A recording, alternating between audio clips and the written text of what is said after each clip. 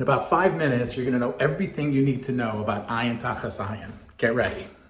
Shalom Avrach, and welcome to the weekly piece on the Parsha from Torah Giants on Chumash, written by Rabbi Rabbi Goodman, the Rabbi Emeritus of Young Yisrael Rockaway. Sit back and enjoy.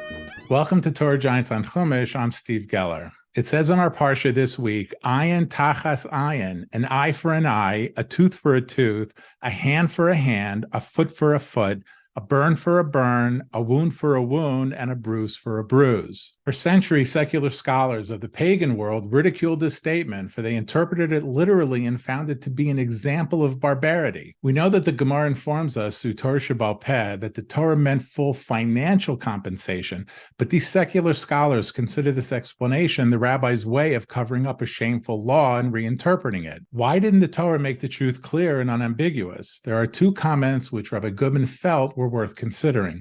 Rav Avram Yeshayahu Karelitz, the Chazon Ish, in a volume of his letters, says that by recording it in this fashion, the Torah teaches us a strong message in morality. We should feel horrendous about the act of destroying someone's eye or any limb. The guilty party should truly contemplate how horrible he would feel if someone had done it to him. So too, death penalties were very commonly mentioned in the Torah, but the Gemara states that a Beis Din which carried out an execution every once in 70 years was considered a murderous court. Thus, the death penalty is officially mentioned to teach us which acts are considered the most terrible, but actually carrying out the punishment remains a rarity. Rabbi Goodman also quotes his revered Rebbe, Rabbi Yosef Dov Soloveitchik Zatzal, who once made a very similar statement in his shir, adding this cogent point. Imagine if the Torah had clearly stated that one who destroys someone's eye or leg must pay a monetary compensation. How the ethical, scholarly world would have mocked us. Look at these Jews. Money can do anything. Go ahead, you rich people. Smash out someone's eyes, cripple them, and write a check. The anti-Semites would have had a field day. Instead, the Torah let us know how serious such a crime was.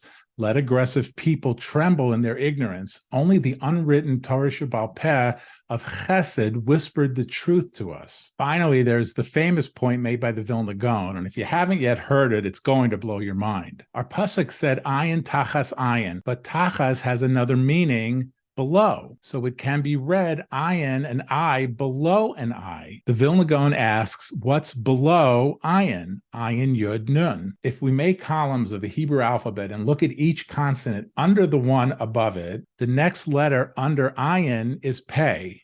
The next letter under yud is chaf. The next letter under nun is samech. Pei, chaf, samech are the letters of kesef, which equals money. Of all the limbs mentioned in the pasukim, eye, tooth, hand, foot, burn, wound, and bruise, the first limb the Torah mentioned was ayin, which held the key to this monetary payment.